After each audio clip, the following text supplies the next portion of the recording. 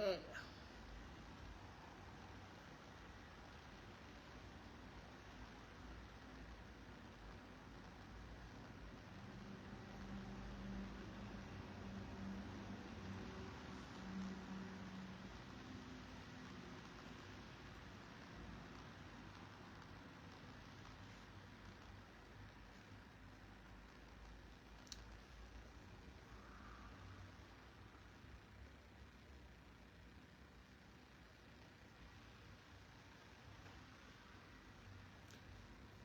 Talk. Welcome. 2026. Welcome.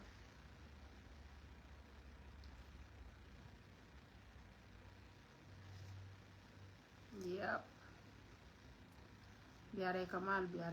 yang biar. Mar saja. Tadi dia malah. Welcome. Biar. Tiang galuak malah.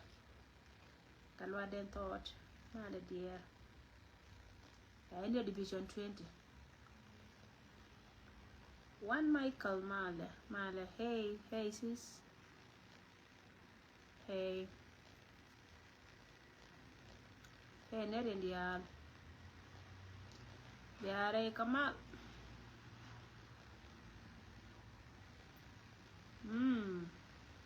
Uncle gotta wait to jamjo. Uncle male, baba male. 0. Mano galo male kaya ini renya dele pan.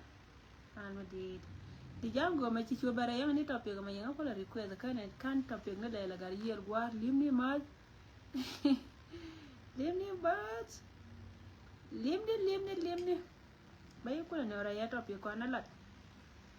Kiner ka male dia bada male magwalong nyanyandeng male. Yup. Sweet B. Hi nyanya kodit. Mal nuer male. Brother Kong Panom. Hi. Jalshan, how are you? Male. Polino. Male. Look. Male. Nay dia touch when the say nyoden dia male. Wang Ben Tio. Problem. Troublemaker. How are you? Troublemaker Wang Ben Tio, how are you? Good to see you. Tell our problem ni chila mega walai wan che neri ne dia touch beraito. Male mago long ko bia misi dan bia chia. Malay ngante tarar ke 2 days. 2 to 3 days. I think 3 days. Yang amo ika malaria.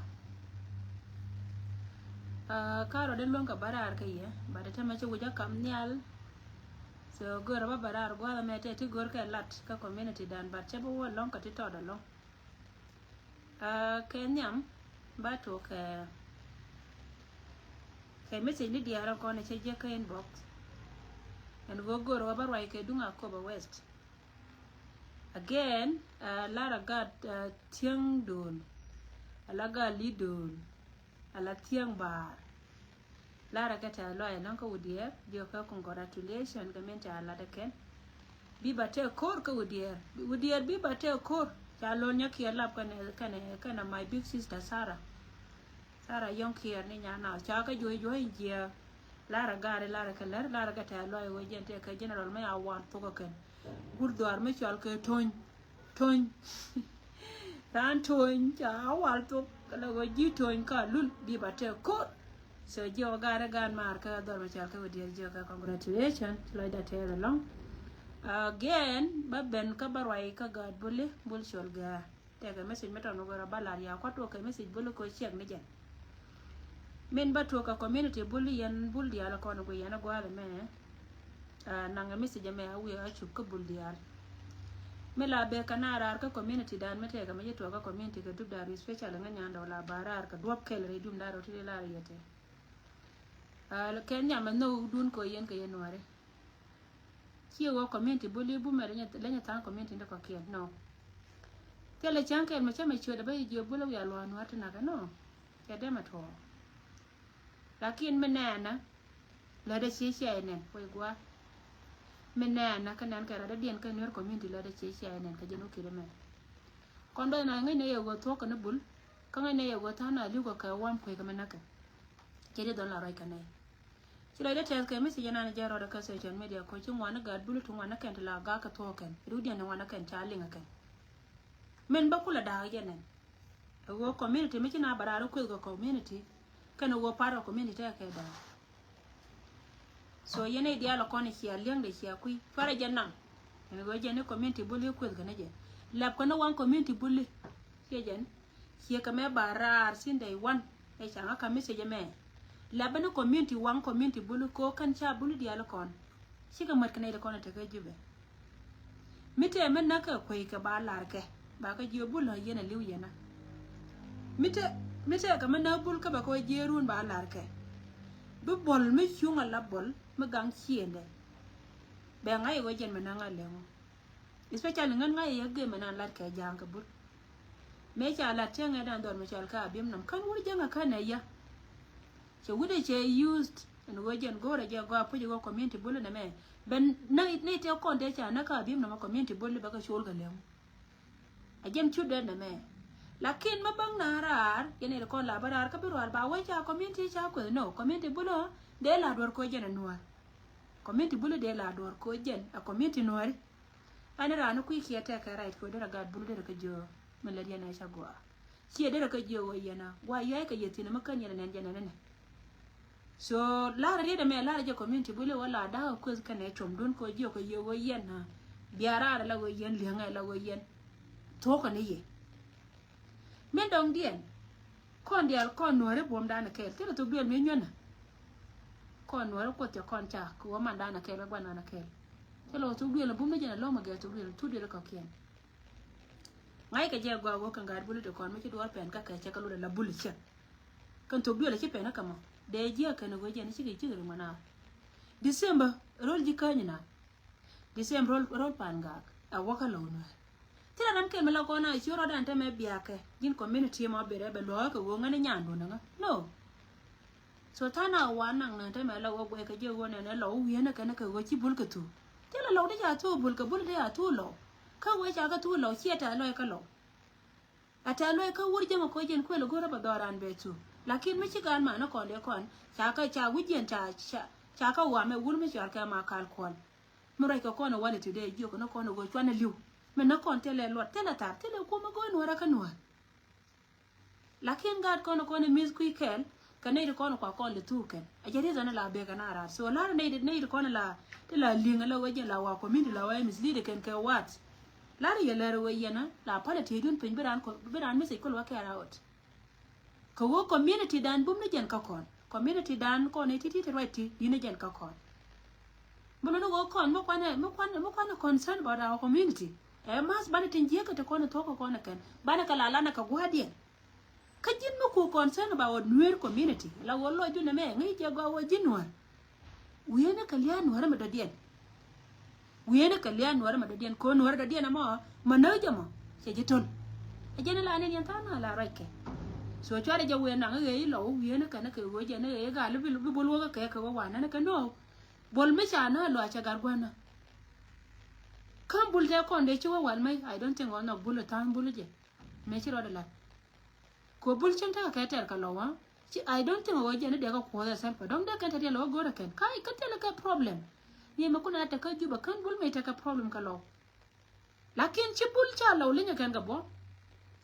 cha lo le cho ora lo ko ngan lo la ne ye ne de ko ku yen community dan ga ti ka ga chi yente ko la bara ro ya ra jol ma ko kon la berar go ma kin ma kon community dina jen kaji so la birar ci yonga kon biriyati kilat dindilat kon bi ka balat ci ga nun faro community dan tore ya dekk leb kon ko la ton ka so jen media kana na kon tiri ka ga ci ka daraw mi ci bolliw ci lo liw lakin mete ka do men nake ka te ka ramil liw ka kan ga daraw de ka lwe ci ka kondo na la bang ne ra bu ne na bi jo wo yana community dan 1 2 3 ne me a ci tuwti okay so chwa be je wi du no we je ne de do la lo ka ne ko ne chal ke bul chora community in da ru chora ko ko ran cha ko ta me wuri jang ka je no gore an tuk dul ma wa dor be tiem ka je ne me ban no ko kon lo kon wari ka je no kune liang le lo no mo so community bule me bang na ara pan poda ka gad bule to kon ci lia an wo wur mi chal ke tut ka ga lo ke wur mi chal ke ngwan mi tuire te ka ju balat kan interest dia ko ka me nen be wona na ci wo ka gad bule ci me ko ba ko me ci na nane char nane jel ke jera char nen do ko te ka tudum didim barbar ko nyam selfa angu me chal kare do ar ma yom le lo wana tan do ko ke na ko na tela gad ken lo tela gad ken nor wewni te sia ka na mar te ka ma yom county angu me chal ka ma yom me sia ko gu yene sia mena ko gu ko jal kar bi ni la go jen ni jene se chobwe angu me bi nyo ni jen te ka hotel de to tin te me ma ga pike kama ko concern ke te dien kan gad bulu te kon ngada kan che ila do char da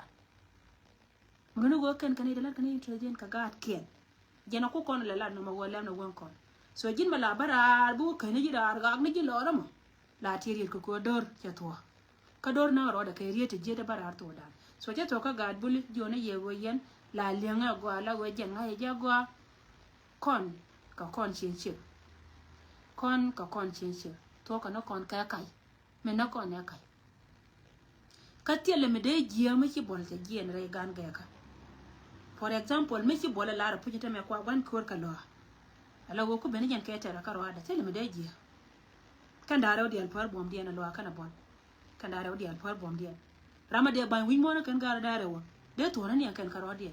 ko ga che ga wura tera me la nyore di na ga da ro lakin me be ka jog jang no je ga jen la na ya na ma kon ga do kon jal ka ga kon ka nya ko so jen ad bai de me de kam community dan ngan ba ben ka dunga ko ba west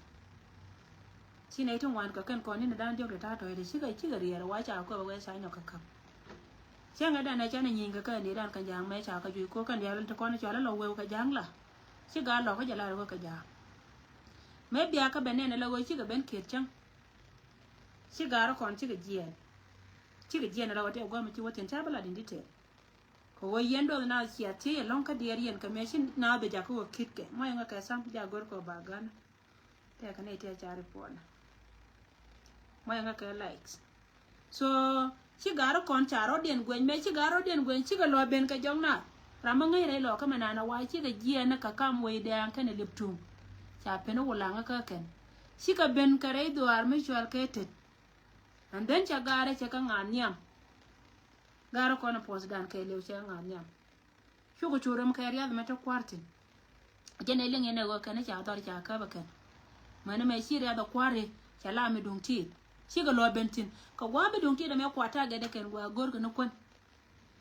yene dial kono lenge ne gwa me ken gor ka no kon kone da ne yene me shi gar kon chung tin kalar ka je ken wo e shi ne kon jene yen je kwana biya ben kwan tela ko mai kala ka kon te lo dien ten ko kan je to ko la ke cha la des wela yu bang na ken ko ba kon ba ko la ken shi ka ben karias ken cha kon cha bananga ken ka walga shi jen me gari de ko wati ne de ngo ka cha we no mo kon ko ka de bi wat kan so what ready and table away in detail la ne je yego ka be da ne la ka ne cha we ka tera mi chi ke yan mai ka tera mi chi yi ka ka cha gar te te kel ka kwar cha ga je ka nya mai ken do nya chi gar ro dien chwele jo chi ke je ne gare cha ka gwen ko ka ne pos mi di chi gar ko rien cha chi ga de rum ka gar kan gar te ka on de kel ka kwar chi ngwan ka ne de to cha chwela ne kwar ara kan bar chu ko chulo do ne re we ni kan gwa dung ti da mo e chia ka ne ma tor ko ro de ne chi kan kon chi kan ko de re ga be ne ken cha kon kwala ke kon yuga ne da ne non ka ga te ken to ga ken ko go ken ka e ka la ku mata ko go ken ka la ku mata chi kan kon yuga ne da ne non ka ga chi kan bale so me leng yene ta ro da gwa mata de yen comment na ne yet ta me do che cho rai me jena de gode lar kon ko kui ko no chi ka me sha lo ka pa je ko re jen ka bi na nga yene la ken ko na gol tun kon ti wete mbar latin ba na liang anytime soon bana liang ka lar ka rodien agad kon chi ne kon ti la pos dan ala dia na lat ke ken bana liang ka kor gwa ga to da we ka beno so na ma jena de gor na ma wode de lar ye ka kui ka men chi to re do aran min dong dia na baro nyoka writing e do die lara gad tiendur ala tiang bar te konde cha lare wo ke led nyamari Sara Yonkier kane wurme chal ke lol nyakier pinlik ko yene la yana chal lol nyakier pinlik no sheje lol nyakier pinlik kana so lol nyakier pinlik kana Sara nyana yang tin kone cha doran che do tieng cha ja ko dunles ante ma kon dor me chal ke udier ke lew cha nange biba te kor lara gare lara kalar o jen cha ne de kone chal ke jito chale tunwale ton chade mai porno na gwa dor yen nan chale jam ton jito cha ka no kolon kel midit an chi lo de te biba te kor jo gad biba dia congratulations ki division trene cha barar ko lara je congratulations wo cha me chale jak kyo ka chole mangu chale ajak cha wal to ga biba congratulations ke biba we la go nan chelat and joga to nyode the more cha nang re nuari the more bia su ka jana gor ne ni jana ma ka jana gor ne ni jana ma go ba ga jana ba lia ba ji kan cha mo ga la long cha me chi ka me ra lat ka ko ba cha nyo ka la ni aga dor me chal ke udia so na ma ta lo mi di long ka nga ka kel malara ne tin ko na ta ka udia yo ye biba te kor gwa ndi ala kondo konti titika kana kona banong rar yene ka dia la yena gur ka social media gwa ka kwimi se ne chia ka nyin ke na kon lat ka kan twara dia and wo kana tia ka nyin ke na lat ka kan changa ni ngan te wo ya gor dia right but twara dia wurmi chal ka sel bakir ma yadit kan all you know bi enten dia ala kon lar ka dore kan mo wo tunu ka na chine pe mbetiam si again antine be ber ka tane be threat tane be threat baran jo go jine pal maladi ko wo jene badina tele liya melaniyo tele liya magergo cha dong na ka tele liya magergo cha gati tiene cha ka ngot cha gati tiene cha ka ngot cha dong ti dit cha kana now ide wol jene liya da kon ti da kon ko la young people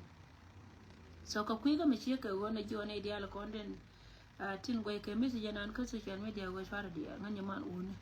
gan ma re nyo kana man wala ka seja cha jak cha walto ni man une cha walto ha kan gwa we ka ko ba mata ka ne ta lula mana asada na ga wika amore kula kan cha na kula wana wona dia la kon roi ka kwana lat ka ngada ka kan ka social media ba kan ja cha ka threat ba tedwal ka ala liada yen lo we do ko ni waka sel bo ya je mani shoot kun ngai ma shoot kun yen ne den dia lo continue wa to bala yen kun dia lianga ka ngai ka tela ma bala yetin so jena de gorde lar na ma baro da gara da ta me ko mata kerye in 3 days or 2 days time bana to go wana kele biba ja lat bana dia lo continue woni sheje biba ja lat bana maitin ka bana tartin